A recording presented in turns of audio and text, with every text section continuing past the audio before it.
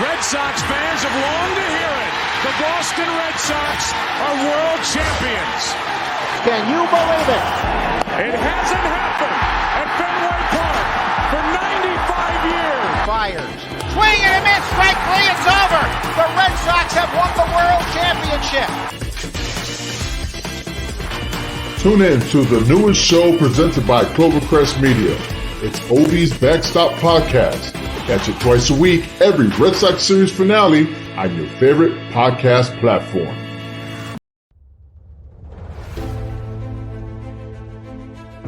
I love wiffle ball. No other way to explain it. Just something about the game, the feel of the grass,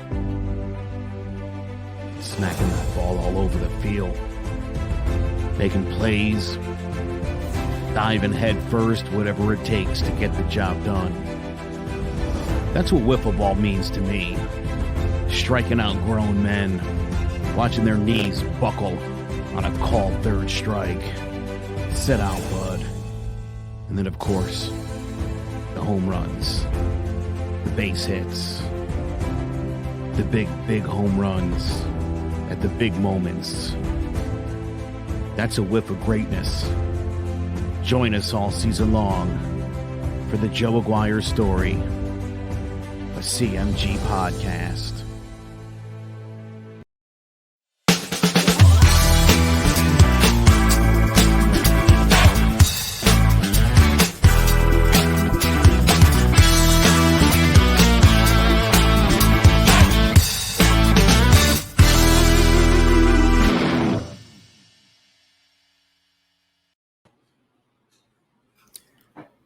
Number 17. For sure. Show 17, and let me tell you guys. Hey, man, we'll eventually become the Simpsons, man. I mean, you know, watch. That'd be great, right? Hey, guys, we have a packed show for you guys today. We have Larry Forletta that's going to come in and join us here in a minute. We have a lot. We're pretty packed. How's your week so far, Carlos? That pretty much says it all. All right. Well, hey, you know what? Let's go ahead. Let's get this show started. Let's bring Larry on board. You know. All right. Go ahead, Carlos. Very good to have you, sir. How are you today? Thank you, and thank you both for having me on your show. Awesome. Let's first tell the audience what we're trying to do here and why we have Larry on. So, just before Israel and the Palestinians decided to smack each other around again, and before this gas crisis showed up, basically every story on every website, no matter what, was about a cop doing something wrong.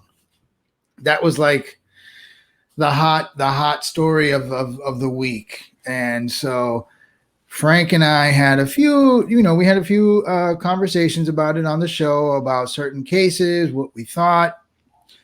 And we had figured, we need to bring someone in who's actually on that side of the of the discussion, someone who's got experience with the badge, just so I think people can maybe get a better understanding of what it is that police people, policemen and law enforcement, what they go through, the kind of training they have, the type of situations they can get into, the mistakes that they're capable of because they're human.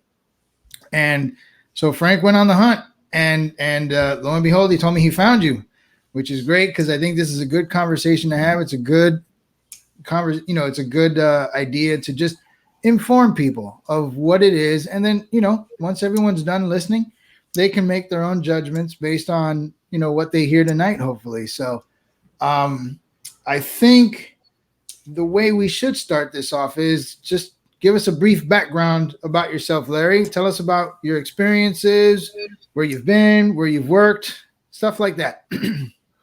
Well, thank you. And before I actually begin, this is National Police Week. May 15th, tomorrow, is the actual memorial for law enforcement that was created by President Kennedy back on May 15th, 1962, to honor the law enforcement heroes who've given their lives for this country. Wow. So with that being said, and I've attended those ceremonies, and they're really something to see. But my background goes for almost 30 years of law enforcement experience. I started out with the Maryland State Police. I was there for almost 8 years. I worked undercover narcotics.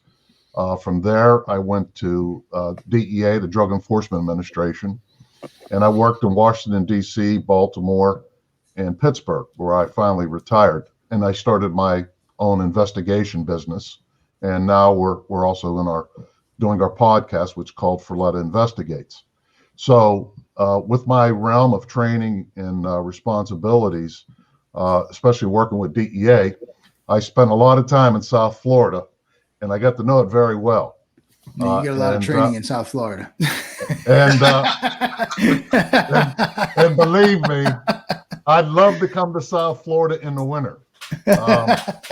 So it was a great experience, working, especially, like I said, we did a lot of investigations in the Miami area, and Naples and other places there. Mm-hmm. So, and I know you guys are from the South Florida area. Yep. You know what I'm talking about. No, there's plenty of job opportunities. No doubt. There is no doubt plenty of job opportunities. Absolutely. But once you go through a lot of training, which I did with the Maryland State Police and of course with DEA, you learn how to develop and handle people. Now, the one thing that's, in law enforcement, just like anything else, it's all about common sense, and not only just common sense, but how you treat people. I learned a long time ago, I treat people the way I want to be treated. And right. I didn't learn that from being a cop.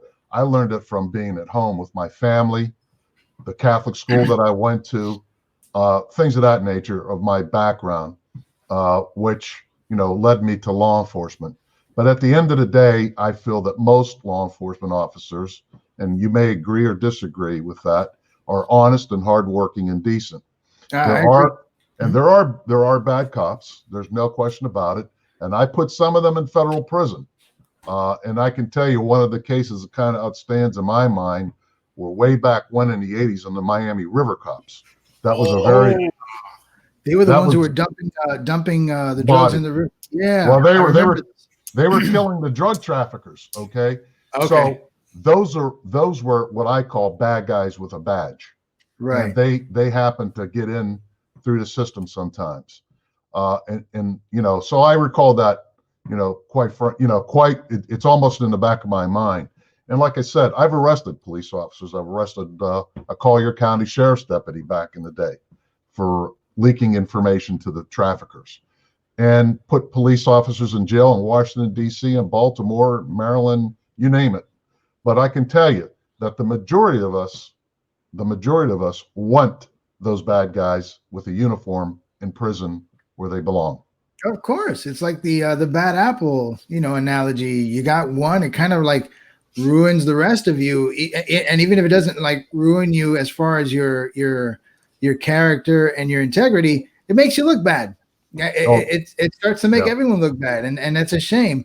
But right. I have mentioned on the show a few times, unfortunately, like everything else, when it's run by human beings, you're going to have flaws. There's always going to be. There's always going to be that flaw.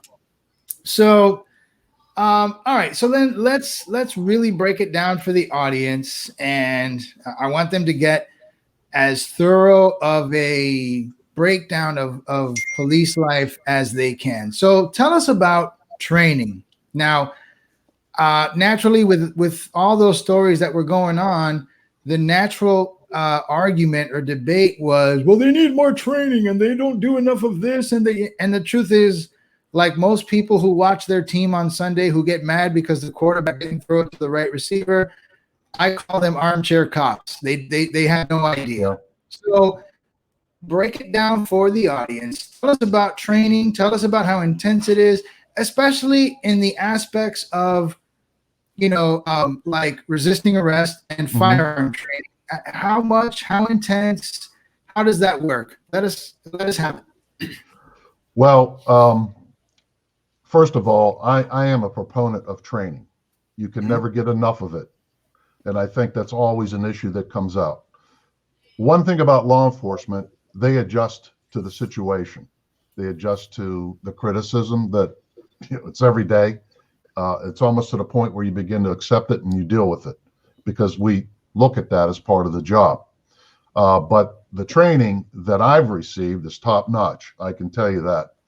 And I'll start off with the Maryland State Police. We lived in a police academy barracks, military style, for about 6 months. And in those 6 months, you do everything from self-defense, learning the law. It goes on and on. And firearms training. You just don't put your finger on the trigger and pull the trigger. One thing about shooting, I've heard some comments made by people like, oh, you should have shot him in the arm. You should have shot the guy in the leg, blah, blah, blah. But here's the reality. We train to shoot upper mass. Upper mass is really to disable the person. Because I can tell you, if you are in those kind of situations, you're no matter how much training you have, that adrenaline is still pumping through. And I've been in a shooting. I've also almost got shot and killed in a raid. So I know what that's like. And so those are the types of scenarios that you go through. And I can tell you, even being with DEA, as many of drug raids that we did, breaking somebody's door down at 6 o'clock in the morning is not a good feeling. I can tell you that right now, because we don't know what is on the other end of that door. Sometimes we'll have information, that people have weapons, but I can tell you, most drug traffickers have weapons. So we never go in with the thinking of there's no weapons in there. But again, sometimes police shootings, they could be the result of somebody overreacting. It could be a result of somebody's own personal issues that they may have. One of the things that they always looked at police shootings, for example, is the background of that person. A lot of times is, have you ever been punched in the face before? In my neighborhood, we fought a lot, and I've been punched in the face, and I've had black eyes and bloody noses. So I know what that's like. Now, your training kicks in so that you don't overreact to a situation. However, in some cases, it happens. You see what happened out in Minnesota recently with a female officer that was supposedly pulling her taser and shot the guy with her weapon. Again, even I have to look at that and be critical because I'm looking at her training and I'm looking, is there a possibility that she overreacted? Now, it maybe was an accident. I don't think it was done intentional. But again, when those things happen, you have to take the responsibility for what happened. And that's the unfortunate part when you get into those types of shootings.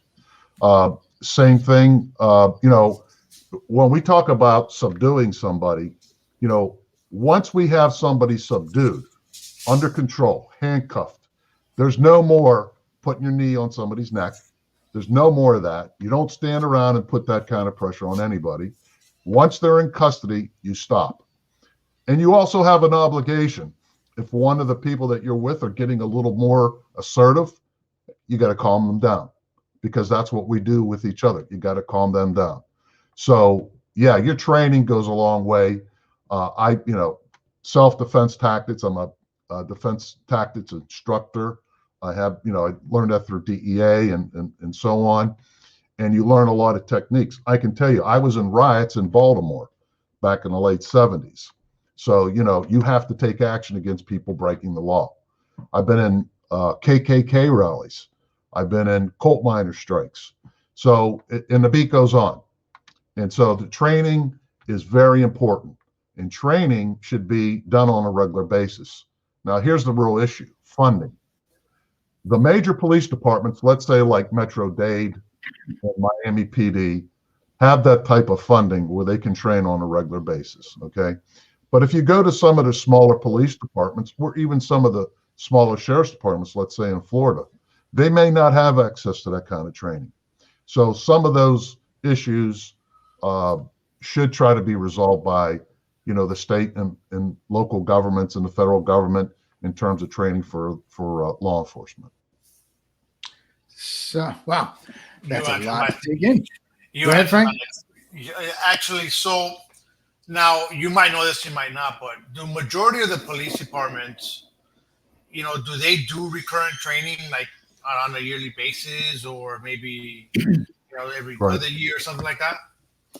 Well, it depends on, again, that organization. I'll talk specifically about DEA. Okay, we train every quarter, we shoot every quarter. Okay, we qualify every quarter because that's the type of training. Now, even in between that quarterly training, we train some more. Okay, especially when you're doing drug raids. So you have to. This is something that it's a natural. You want it to be natural when you do those what we call dynamic entries. So you want to be prepared for that, okay? Some of the police departments, now if you have, for example, like Miami, they have a SWAT team. So those teams, they train on a regular basis. I don't know how the patrol units do it. Sometimes they may or may not. I'm not sure about that. But I can tell you with specific types of divisions within a police agency, they all have some type of training. And so we trained, again, when I say we, I talk about DEA, we trained quite regularly on a regular basis. All right. So let me, now, some of the stories that have come out involve veterans, others involve rookies or younger LEOs. Let me ask, first of all, I guess 2 questions. How long is academy training? And second, I guess there has to be what I assume is like that transition period where, you've been through the academy and, once you take your first shift on the street, it's completely different. Like everything so how long on average do you feel it would take an officer to like really adjust to like, all right, I know what I learned in school, but this is a different animal out here, and really like just absorb that mindset and be very efficient at what they do? Well, so typically what happens is once you graduate from a police academy, and I'll go back to the Maryland State Police for me specifically, we train, like I said, for 6 months. And once you're graduated from the academy, you're put with a seasoned officer.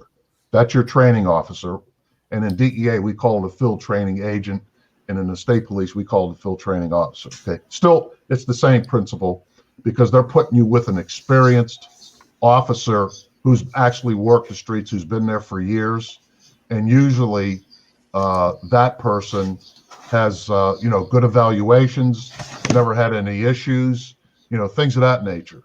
And I'll go back to Minnesota because this is where, a lot of people don't understand. That particular person who just got convicted, I don't even want to say the guy's name. When he got convicted, okay, he did what good officers don't do. Okay, he went beyond subduing somebody. He killed him, basically. And the officers that were there present stood around and watched. Okay, now, as I understand it, they're rookies. Okay, yeah. But at the end of the day, common sense should take place.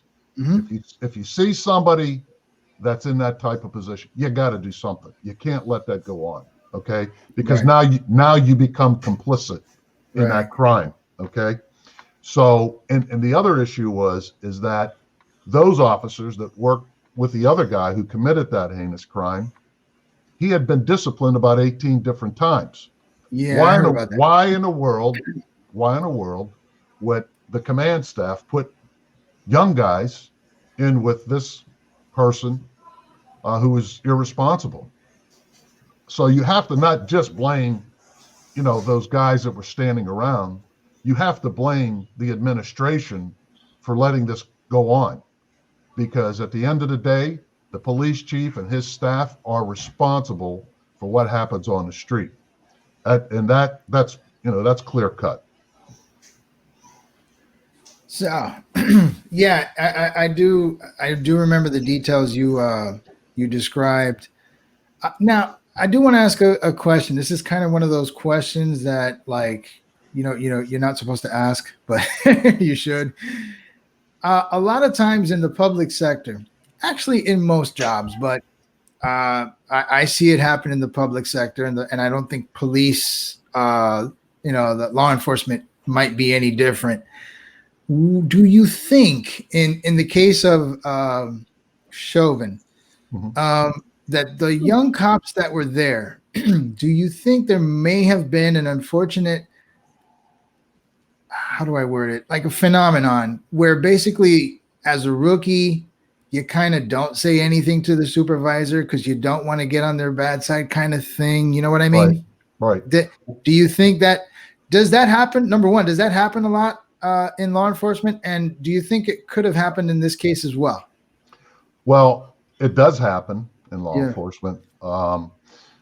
Again, when you see something that's that extreme, whether you've been on a job for an hour or 20 years, you can't just sit by and do nothing. I don't buy that. I don't buy that type of responsibility, because then they're really evading their own responsibility as officers. They're there to protect and serve the community, as all of us do. But again, when you have somebody that goes rogue like he did, now I can understand from maybe their perspective, what the hell do we do? Do we say something to this guy? I've been on a job for 2 weeks. What am I supposed to do? What if they blacklist me, or what if he gives me a bad name, or what if I get crummy shifts? Or, I'm sure that stuff runs through the minds of a lot of like younger officers. It does. When their supervisors might be acting out of line, and that's a bad phenomenon. So like, I don't know how that's addressed. And again, it's not just law enforcement. Many jobs, especially public sector jobs out there, do that. Yeah. Well, it happens in the corporate world every day. Yeah. Yeah. Listen, I question my boss all the time. To be honest with you, my main job is logistics. I move cargo all over the world. And one of the things, when it comes down to TSA, customs, laws, we have to abide by them. And I had a job where the guy was like, no, we're not going to do it like this.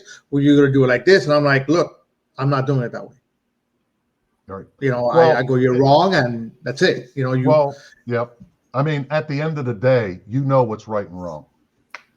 And you have to take a stand there, telling him, hey, I'm not doing that. And if any supervisor had instructed me to do something that was illegal, I tell them to beat it and get lost. It's not happening. And I may even report them for trying to get me to commit a crime. One of the questions they ask you, and even in interviews, what happens? Let's say, for example, you're on a drug raid, okay, and you're in a room, and you see another agent taking money and putting it in his pocket. What would you do? And some people give different responses. That's a great that's a great like situation, because a lot of them would not say anything. Exactly. Some probably wouldn't, but I can tell you this. I can tell you the guy that's on your show would in a minute. If I saw somebody stealing money, they're getting arrested, or I'm grabbing them and snatching them up and I'm taking them right to my supervisor if I saw that happen. Right. There's no room for that. I just you can't tolerate it. But again, somebody might say, well, I don't know what to do. Maybe I'll go talk to another agent or another friend to see what happens. And, it all comes down to you at the end of the day. But I could tell you most guys and gals that I work with would probably do the same thing that I said that I would do. But it is a precarious position to be put in, when you see somebody doing something really stupid. All right. All right. Now, I want to now get into the more intense aspects of your career. Again, a lot of the stories that come across our screens, unfortunately, as Americans, we're too busy making complete judgment calls on 5 seconds of video. I'm sure with many of your drug raids, you've been in enough incidents where you've probably used your piece a lot more than most LEOs. But can you take us through maybe like one scenario where you had to be quick? Like, for example, things looked fine and you didn't appear to have the need to use it, and then all of a sudden. Well, I'll give you a quick scenario that I was involved with. Okay, and it was a drug raid early morning. So we did what we call a dynamic entry, and usually we have a shield to go in. The first person through the door has the shield. Usually, the persons that are responsible for the investigation, let's call them the case agents, that's their responsibility to bring the shields and whatever other equipment we need, battering rams, etc. On this particular day, I had questioned these two individuals and asked them where the shield was, and I talked to the supervisor about it, and they said, well, we forgot it at the office. And I was really hesitant about doing it, to be honest with you. But nevertheless, it was their warrant, their responsibility, so they're going to go through the door first, right? It's their issues. Right. But so what ends up happening is the way it ended up working, one of those guys took a battering ram, the other guy took a Halligan tool. So that means I'm number 3, okay? But that makes me number 1 because those two, one hits the door, one uses the Halligan tool. That kind of takes them out of the way. And You're so the first one to observe. I'm the first one going through the door, okay? Right.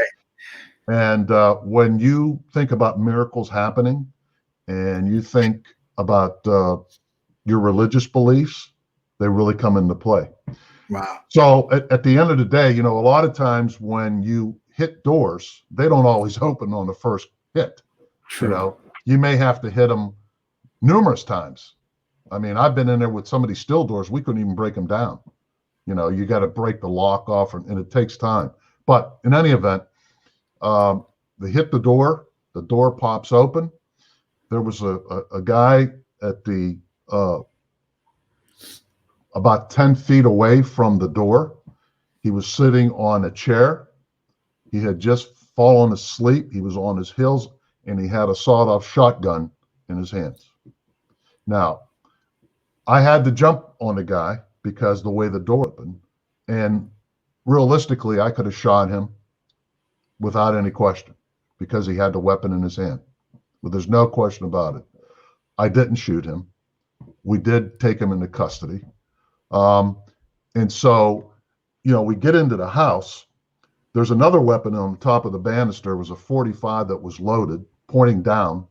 So now we have this person in custody, and then we secure the house.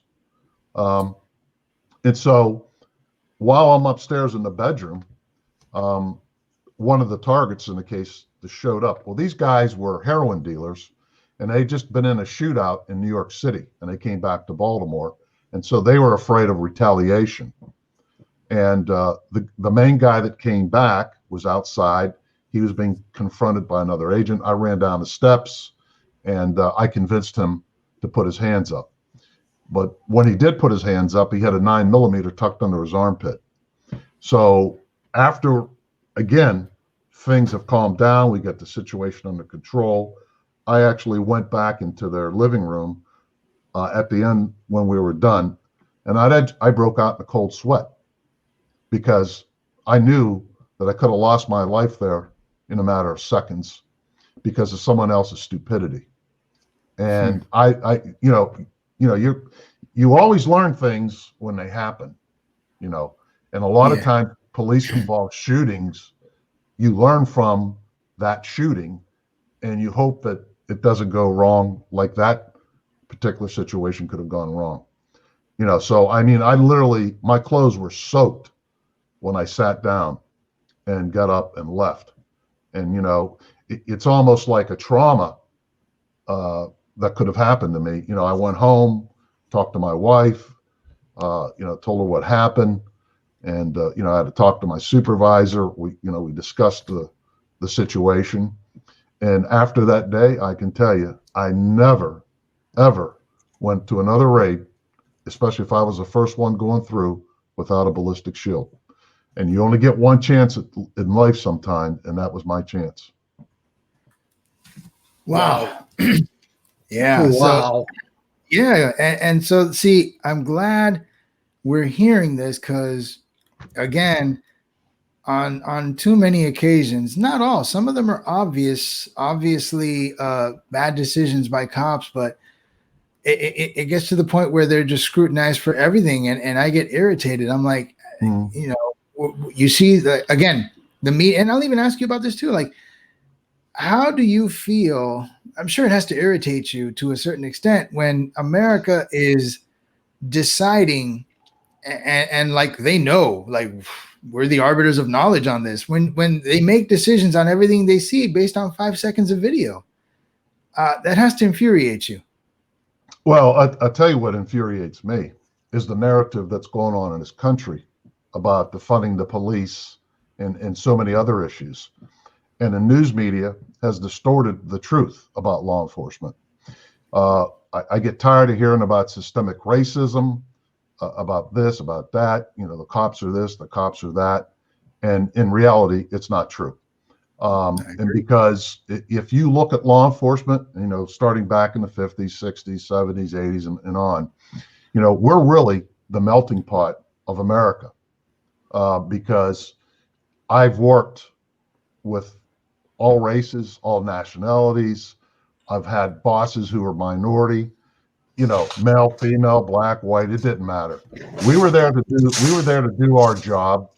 And there's nobody that I ever heard said, today we're going out and hunt for this person. And when we see him, we're going to kill him. That's just a false narrative that's been out there.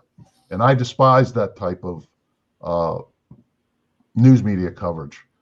And I get tired of hearing about it, and I've been retired now for, like I said, 14, 15, well, I'm going on my 15th year.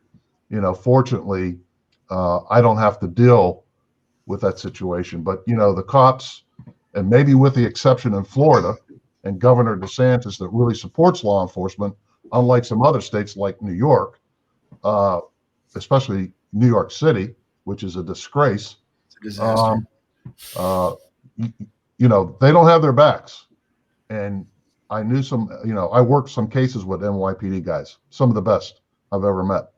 And they're leaving in droves, retirements, and you just don't have to look at New York City, Seattle, Portland, and where all these crazies are that are trying to create a new police force or whatever they want to call it. It'll never work. Yeah. Larry, do you have a few more moments? Sure. Yeah, okay. Before we go on, I think, Frank, do we have a massive profit break? Yeah, we can. We could go into. Yeah, go ahead. Let's put that up. And I just got a couple more for Larry before we let him go. All right. Let's see. Rocky Hill Accountants. We could go with. They're there for all your tax needs. Okay. Rocky Hill Accounting. We're gonna go ahead and play that commercial now. Rocky Hill Accountants offers a unique, low-pressure approach to professional and personal services, which is why they have an excellent client retention rate and are extremely proud of the high-quality services that their firm provides. The executive team at Rocky Hill Accountants has over 35 years of combined experience in income tax preparation, bookkeeping, accounting, and IT crypto tax. They specialize in individual income tax preparation, as well as trusts, estates, and gift tax returns. The tax deadline for individuals is May 17th. If you're one of the 50 million Americans who still hasn't filed, visit RockyHillAccountants.com. I feel richer already. All right, Larry, before you go, there's a couple of previous incidents that I have questions about, and I just want some information or some wisdom regarding these incidents. The first one I want to go to is the one that actually happened. I think it was right after George Floyd. It was, I can't remember his name, but it was the situation in Atlanta at Wendy's. Mm-hmm. Right. He was asleep, I think, and cop basically was going to take him in. And I think he knew he was going to be in a lot of trouble because he had a warrant. Mm-hmm. And he took his taser, and then eventually the cop shot him. Now, he got criticized up and down the media like we just discussed. And right. I believe I heard he just got reinstated. Right. In your mind and with your background and your knowledge, was that wrong? Did he overdo it? I can't understand why people thought that he was out of line there, but maybe you can fill me in on something I'm not aware of. Well, I'm familiar with it. I saw it. The guy that they were called, the guy supposedly was intoxicated and was sleeping behind the wheel, which is why they were there in the first place. When people resist arrest, nothing good can come out of it. I just don't understand why. Look, if the officer says you're under arrest, put your hands behind your back, let him handcuff you, because at the end of the day, the officer goes home and you go to jail or go home shortly after that. There is a system called the justice system. We have courts, and they should be the arbitrators and the deciders of what happens to somebody when they commit a crime, whether it's a judge or a jury. So we should leave those decisions up to them. Now, in that particular situation, this individual actually fought off two officers, okay? So obviously he was a pretty strong guy, and he did take a taser from the other officer. Now, if you're not familiar with tasers, you got to use the two prongs are supposed to hit you in upper mass again. And this way, it penetrates. So when he took that other officer's taser, okay, this guy isn't trained to use a taser. That taser can be a deadly weapon. If you hit somebody in the face with it, guess what's going to happen? Okay. So when the officer started pursuing him, as best as I could tell and saw, that he turned back and he was going to fire that taser. The officer responded as I thought he should have, because that's the way you're trained, and he knew that taser is a deadly weapon. And the reason why he got his job back was because he wasn't given his due process. He was just fired without any type of investigation. So, there are, things in place, the checks and balances against law enforcement when they commit things. So you have an internal affairs department, you have state agencies, outside agencies, you have the Department of Justice. So there's all kind of mechanisms. And with today's video stuff, maybe they did something back in the 60s. That ain't happening today. I can tell you that right now. I think at the end of the day, I think that in that set of circumstances, I think there will be some justice for the officer. Yeah, I believe he's been reinstated. I don't know if there's going to be any of that back pay. That's a lot of intricacies, but right. He is back on the force. Yeah, I honestly, that was one case where I was like, yeah, I don't see the problem here, guys. I'm sorry. I just couldn't agree with a bunch of people who were just popping off mad. I'm sure they were still freshly mad about George Floyd, but I'm like, yeah, this ain't the same. This is not the same. Sorry. Well, none of the cases are the same, and everything should be looked as an individual case. Okay? Right. And we should have all the information, which we normally never do. Well, you should be able to get the information, but let the system play out. You don't take the law in your own hands. You don't go burning and looting and stealing. I mean, look what happened this past summer. Those were criminals that were going into Target and helping themselves for Christmas shopping. Okay. Yep. They did early Christmas shopping. You can't use that as an excuse to break the law. That is totally out of control. And I know the average citizen, and I'm going to say this, I know that the majority of citizens in this country support law enforcement. No matter where you live. They do. Because I've worked in some of the worst communities and I'll tell you about West Baltimore. Very dangerous, okay, high crime rate. A lot of good people live there, but they want the police there, okay? And I tell people, especially the rich people that are listening, they don't have the security and the pearly gates to protect them. They only have the police to protect them. And so, when you hear these people complaining about the police, they're the ones that live in the nice neighborhoods, not in the bad neighborhoods where the crime's occurring, not where the criminal element runs the streets there. And, when you continue to see what happens, look just what's happened. The murder rate is skyrocketing all over the country, especially in New York and other places. In big cities. Yep. It's getting out of control again. New York, when you look at New York back in the 70s. Oh, I remember. When mayor, okay. You remember the mayor by the name of Dinkins, who was in charge of the city, right? I remember Coach. Ed. Okay. Ed Koch. Yeah, Koch. He was a disaster too. Yeah. So, until Giuliani got there and they changed it around and they took control back of the streets, New York became one of the safest cities, one of the largest cities in the world, one of the safest cities. Yeah. Unfortunately, we can't say that now. No. The guy that's in charge now is a disaster. I've talked to a lot of the guys on NYPD. They can't wait for the guy to leave. And hopefully his replacement's going to be any better, though. But I think what you might see, whether it's a Democrat or a Republican, I think what you're going to see is some law and order is going to have to be part of their platform, because you're killing the businesses in New York. All right. Now, listen, this is the last one I got for you. And this is something that I was talking to with Frank, and he actually shared a story that he experienced in Tampa. And so this goes hand in hand. Oh, I know what we're talking about. Yeah, I want everyone to know this, because I'm not even sure, and I believe police behavior is a bit inconsistent with this little scenario. Mm-hmm. So a few weeks back, we had that military, the soldier who was pulled over at the gas station. I saw that. And the cops were just screaming, and it was a felony stop. Right. So this is a two-part question for you, and we'll wrap it up with this. Number one, are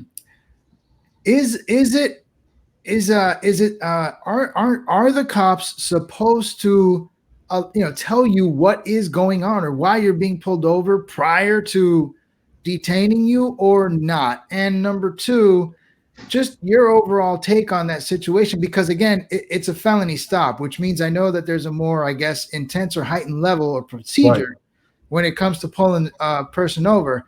But I think he was being pretty cooperative. So, I mean, that one, honestly, I'm baffled and I'm confused, and I don't know why the cops didn't explain it to him. Can you clarify what happened that night for us? Well, first of all, I don't know if it was an actual felony stop and why the police were actually there. I know that what I saw, they ordered him out of the vehicle, right? And they weren't explaining to him what took place. Now, if it's a felony stop, you got to be very careful. And if the police are telling you, hey, listen, get out of the car, put your hands up, that could be a difference. Now, on the other hand, if it wasn't those circumstances, I think that gentleman appeared to be cooperating in one sense of trying to keep things under control. Now, I don't know why those police officers acted the way they did. I don't know all the circumstances, but I think it looked like that officer, I think he was a lieutenant in the military, in the Army. I think it could have been handled maybe a lot differently, and maybe they could have talked to him. I think de-escalation is a key to successful law enforcement. Okay, right? You don't want to put a match and just stoke the fire. Okay, you want to de-escalate that fire. Okay, so in those set of circumstances, that could have been a de-escalation. And let's go back to the word training. Okay, let's look at the law enforcement agency. What type of training do they have? Have they had the most recent up-to-date training on de-escalation? So, those are the set of circumstances, that happen. And I'll tell you a quick story about me, then we can go. I was in Texas working an investigation, okay? And because I got sick, I decided to drive home versus fly home. And there's a lot of circumstances behind it, okay? I was on a four-lane highway, was divided, okay? And I'm driving a red Lincoln Escalator, okay? Now, I can be, at times, look like a Hispanic male. You know, I'm Italian, and you know, my skin color gets a little bit darker in the summer, but I'm olive You got skin. that Roman in you, right? Got that Roman in me, right? Got that Roman in me. And you know, I'm just driving down a highway. I know I wasn't speeding, and I saw the guy make a U-turn on me, and he pulled me over. Now that was a high area for drugs being transported, but you know, he pulls me over, and I cooperate, and I told him who I was, you know, and believe this or not, after I told him who I was, you know, he starts questioning me like I'm a criminal. And I said, well, what are you doing? You're profiling me. I know what you're doing. And he said, no, I'm not. So the guy had a canine dog. And he said to me, do you mind if I search your car? And I'm like, what? You want to search my car for what? So rather than me getting into a fist fight with him or arguing with him, I said, go ahead. And he brings his dog out. I watched him. He wanted me to stay way back. At that point, I didn't trust the guy because I had no idea what his intentions were. You know, and to me, you know, that goes to show you and talk to you about training. You know, maybe he suspected I was a dirty cop. That could have been. But on the other hand, that situation could have been handled a lot differently. Just like the situation at the gas pump with the lieutenant from the Army. Again, I think it should have been handled differently. I don't know all the circumstances. I know what I would have done in those circumstances. I would have, you know, tried to talk the guy down, calm him down, try to explain to him, hey, we got a call. You know, you fit a description of a person that was just involved in a robbery or something to that extent. Legitimate questions. Right. And that's what I was kind of wondering, like, why not explain it to him? I mean, you've got him pulled over. You've even got your guns drawn. Explain it, see what he says, and then at that point, you know, I agree to an extent. Even after an explanation, though, you asked him to get out of the car. He needs to comply.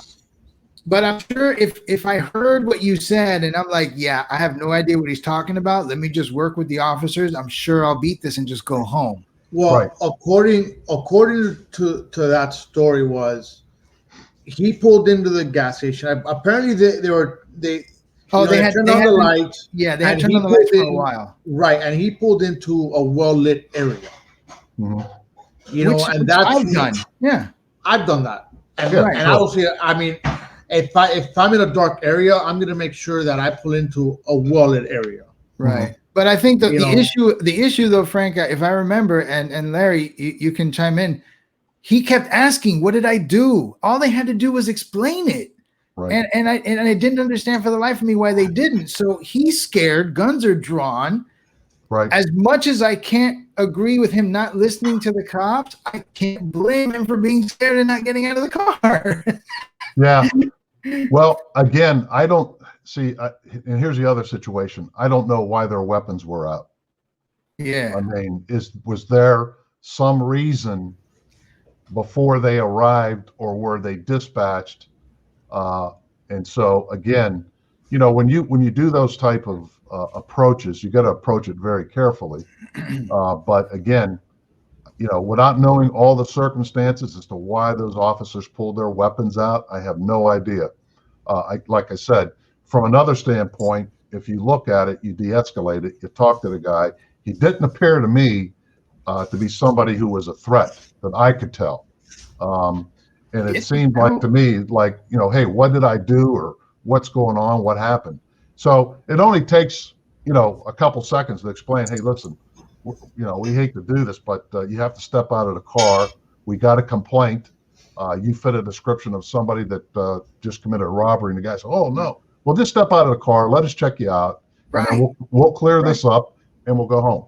Well, Everybody hopefully goes there's home. more consistent training based on that kind of scenario, because Right. dealing with scared individuals never goes well, and it could No. lead to problems. So, Yes.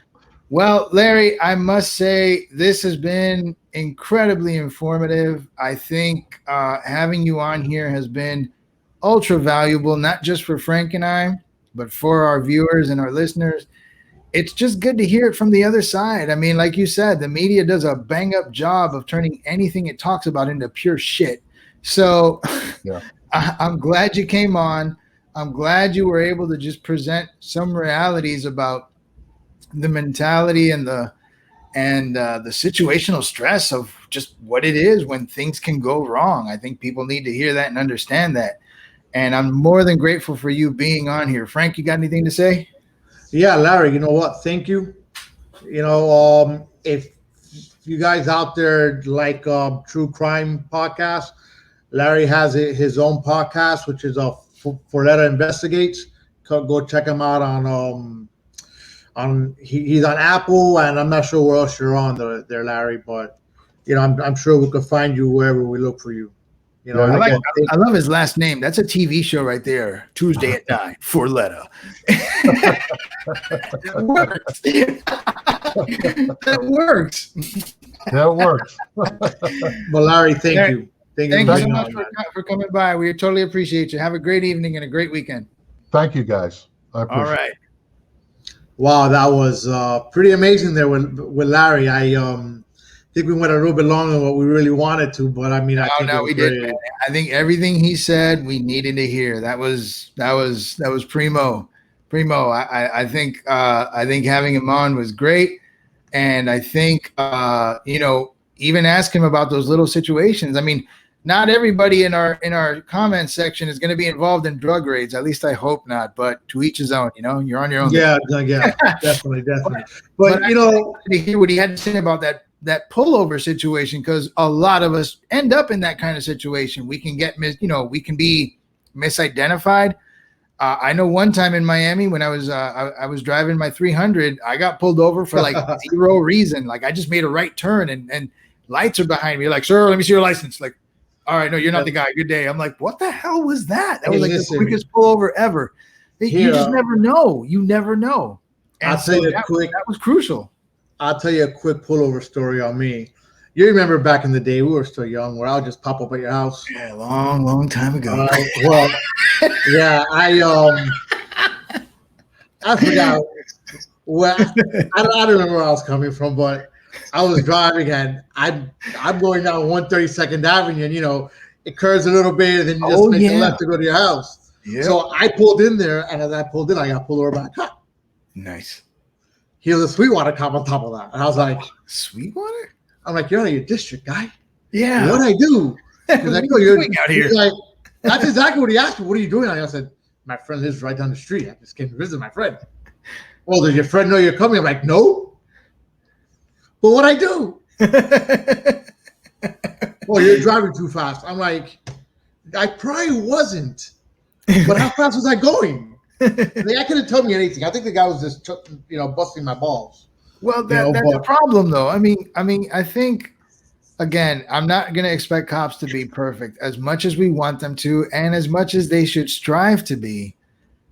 They're people too, and you're going to get a clown like that where they just want to pull you over just to ask you questions. I mean, maybe you were driving kind of funny, and he just wanted to make sure, and he didn't have much to say, and pulling you over in the hammocks when you're from Sweetwater. But for those who don't know, those two areas are not close to each other. Just jump. Not at all. So, not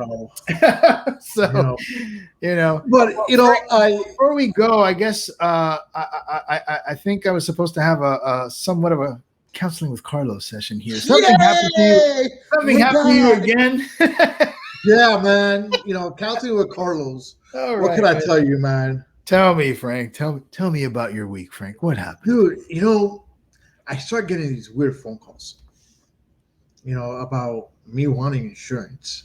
Oh, they have my name. They're like, yeah, are you Frank? I'm like, who's this? Yeah, this is so-and-so from, whatever you called insurance and blah, blah, blah, blah. And I'm like, dude, I'm not looking for car insurance. Where's the oh, but you requested it online. I'm like, no, I didn't request it online. I didn't. I'm like, all right, goodbye. Click. Whatever. I didn't think much of it. You know? Mm-hmm. Then a couple hours later, there goes my phone again. It's another one. You need insurance, Frank. I'm like, dude, I'm not looking for insurance. I already did this. What is going on? You know, so I get pissed off. I hang up. Again, I must have gotten maybe, I kid you not, about 20 phone calls in about 2 days. Wow, that's pretty heavy. Like, I mean, I know most of us in America, it's funny when I make a joke about extended warranties, we all get it, which means all of us are getting those crappy calls. But 20 in 2 days, you must have clicked on a bad website. Dude, I was pissed. Until finally the last person that called, I'm like, look, and you know what? These people sounded legit. I'm like, look, let me ask you a question. Where'd you get my information from? Who do you think I am?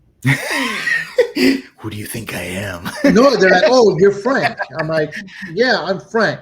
They're like, oh, you're Frank Cuesta. I'm like, yeah, I'm Frank Cuesta. Oh, you're 58 years old. I'm like, no, I'm not 58 years old. They're like, oh, your wife is. They're like, your wife is Jennifer. I'm like, Jennifer. I'm like, I don't even know a Jennifer. Where are you coming from? You know, so apparently somebody gave my information out. You know, Carlos, like my brother's coming and take me off your list. Yeah, you know what would be great to take you off your list, but you know what? Doesn't matter. They don't always go off your list. You know, so it was one of those where I was like, wow, you know. Hey, but either way, enough of my counseling session. I think this time you're all right, Frank. It appears that some other Frank Cuesta out there is doing a bad job of keeping his insurance afloat, and he's getting calls, and somehow. Well, he's not getting the calls. No, and unfortunately, you're the one getting nailed with the phone calls, and that's just, you know. Yeah, it was disgusting. Now, imagine if you had gotten insurance calls and extended warranty calls all in 2 days. You know, when I get those extended warranty calls, I just start making some weird noises on the phone. And they just hang up. You know? You should tell them, I won't buy your warranty unless I get to wash your car first. Gee, thanks at the car wash. Hey, Carlos, give me just 5 more minutes of your time today. Oh, boy. I want to talk right quickly about Colt Brennan. Oh, the quarterback. I want to talk about him. I mean, I know we had a full show, but Forletta, you know, took up majority of the show. But there's one thing that we spoke about last week when we were talking with Steven about Colombia, right? Right. Where, you know, he was saying that, hey, you know, to get, you know, not everybody in Colombia gets medical assistance. Right. You know, that they get turned away. And that is exactly, you know, actually, hold on, let me back up a little bit. And that's when we compared it to here, and we're like, hey, you know what? Here you get service. You know, you have your, you know, something happens to you, you go to the hospital, and they're going to take care of you. Yeah. You know, which, you know, Colt Brennan here, he got denied. Right. You know, it's a little bit different maybe because he was because this is a rehab situation. I get it, but I get where you're going. And unfortunately, well, here's the problem, Frank. From what I'm reading, he was turned away from a residential facility, meaning the whole point of it is to stay there and officially detox from whatever it is you're suffering from. But if they have no beds, where are they going to put you? Yeah, but now, you know what? Why? I don't know if there was some kind of referral system. Like, for example, if you come to my place and I don't have beds for you, but I don't want to send you just back out there to continue to battle this addiction, I should be phoning every other place to find you something. I don't know if there was that kind of follow-up. There should be. I think there should be. You know, that's one of those things where, you know, especially when it comes to drug usage, you know, when you have these people that are, addicts. The same thing with alcohol. You're not gonna get help unless you want help. And when people reach out,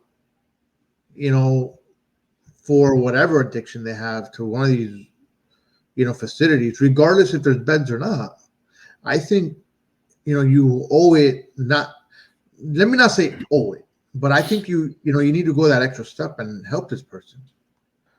I mean, I'm one, I'll be real honest with you. I'm one that I don't go out of my way to help people too often. If you ask me for help, I'll help you. Am I going to go an extra mile if you're not asking me? No. But consider the fact that this guy, he went somewhere, he asked for help. Oh, I'm sorry, there's no beds. Come back another day. Right. No, I think it's up to, the facility. Hey, let me get on the phone, say, hey, I got this guy. You guys got space? Right. Yes. All right, no problem. I'm going to send them to you. Hey, Mr. Colt, guess what? Look, I can't have you here, but there's this place for you. Go ahead and go over there. And you know what? Then at that point, it's up to him. Yeah, shit, the airlines. But you and I have discussed that. As much as I'm not a big fan of universal health care, I did concede, though, that I'm okay with some aspect of it when it comes to mental health, because we are woefully under equipped to handle it. And this is a prime example. This is a prime example where he should have been referred. There should be a system where he can go, especially in his case where he was pretty bad on fentanyl, I guess. So that requires some strong detox, and you can't just turn people back like that. They're bound to just go and get themselves killed. I'm only speaking from what I know. Maybe there's some other aspects to this that we might learn, but I get you, though, that there should be. We do need more. We do need more facilities to handle addiction and mental health, and there's not enough right now. There's not enough. And then I'm not even sure if it touched up on insurance, but that might be an issue sometimes too. Well, so, I could tell you from my own experiences, when it comes down to insurance, not my own experiences, I'm sorry, but majority of insurance companies do cover that. Yeah, they do. They do. But if there's no room, there's no room. I mean, the thing is, it's not like some outpatient programs where I can send you home and we can visit your house and check on you. The whole point of detox is to keep you completely confined to an area to avoid you to make sure you don't get your hands on anything else. So it's got to be in-house. And if there's no room, they're not going to have you sleeping in a hallway. They're not going to prep you a bed on a cafeteria table. So what we just need are bigger and more efficient facilities. And it's a shame, though, because he was what, 20? He was 37 years old. 37? 37. That's crazy. Yeah, that's young, man. That's young. And I remember he was pretty good. He had a nice tight spiral. He was very athletic. It's a shame. Yeah.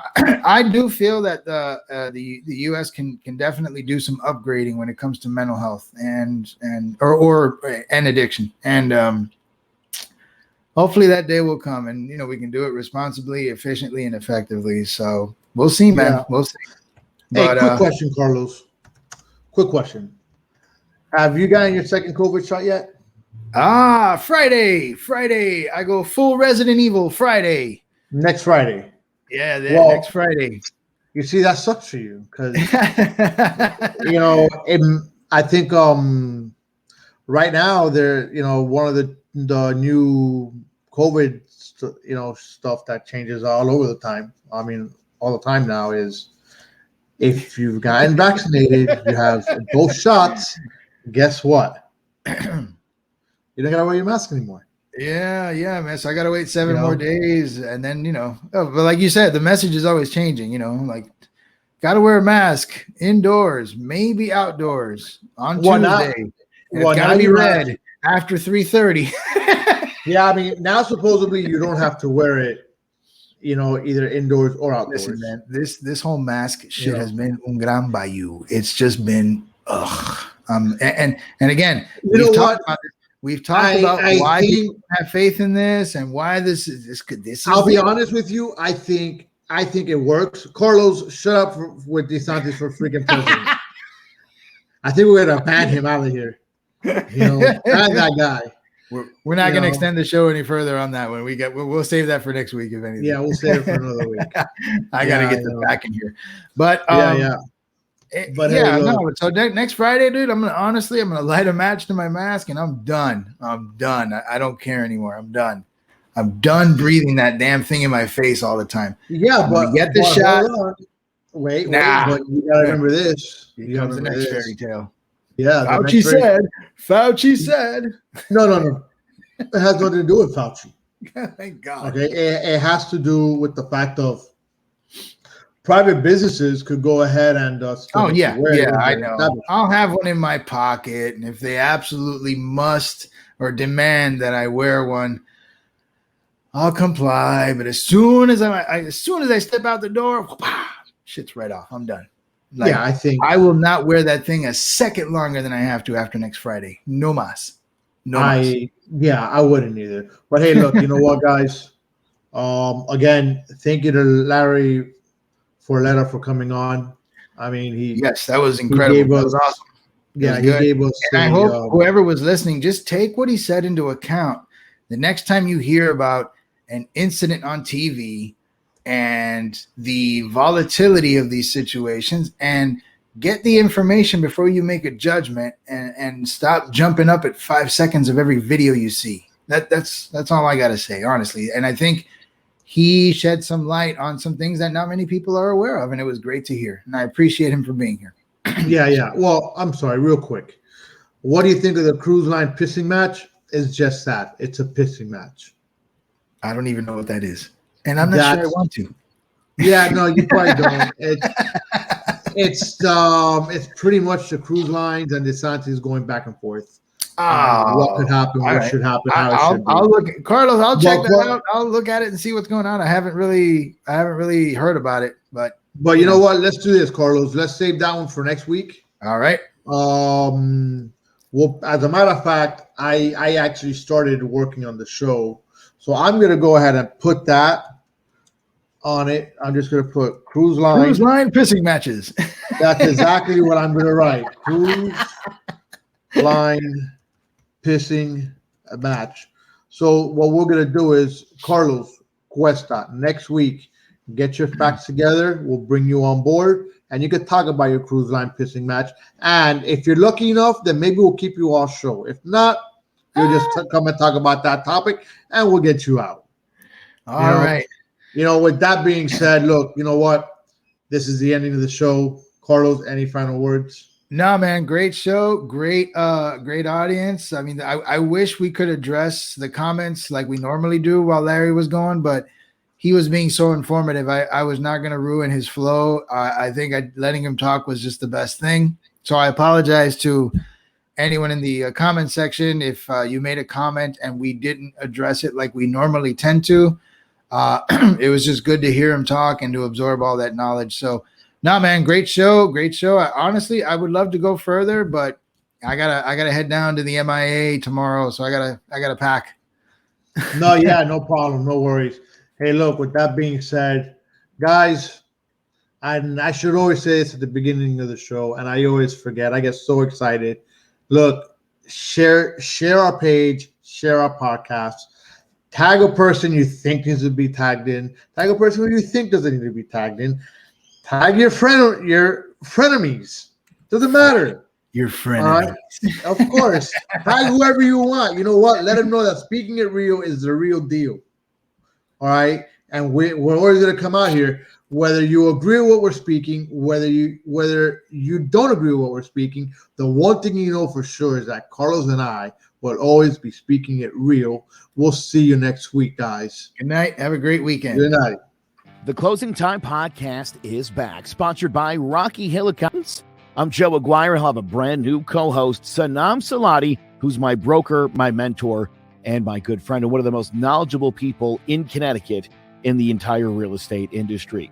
We're going to be talking about the latest goings-on. We'll keep you up to date on the market, and we're going to bring on some really great guests all throughout this season, people in all different fields in the industry like accountants, home inspectors, mortgage reps, and so much more, just to give you a better understanding of the Connecticut real estate market.